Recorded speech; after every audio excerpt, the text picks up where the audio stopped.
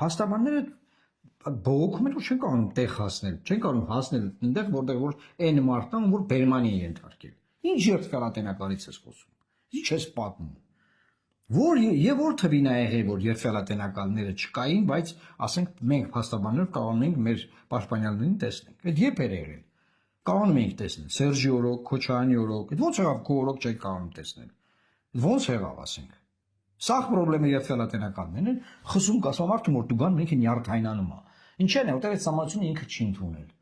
Հա, ինքը նյարդայնանում է, ինքը չի ընդունել։ Այ որ ինքը ընդունի, չի նյարդայնանա այդ դուգանքից կիմանա արդարա, ինքն ընդունել, օքեյ է, վсё։ Ոսի չի չեք պատմում մարդկանց։ Մտածողա ձեր արասներին նայեք, ձեր դատական համակարգին նայեք, ինչքան մարդկա պայմանագրի հետևորդ, համակիր, թմբուկ խփող հեղափոխության վաղ մարդ որ այսօր դատավոր է, հա, դրա մասին խոսած չէ, մաֆիա է տիրեմ բան։ Երբեք Հայաստանում դատական համակարգը նորմալ չի եղել։ Այլանդակություն է տիրել նախկինում եւ հիմա էլ արդարադատության համակարգը, դատական համակարգը իր այն բանի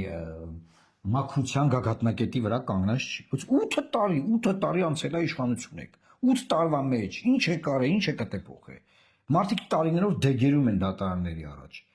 Մարդկանց գործերը տարիներով չեն քննվում։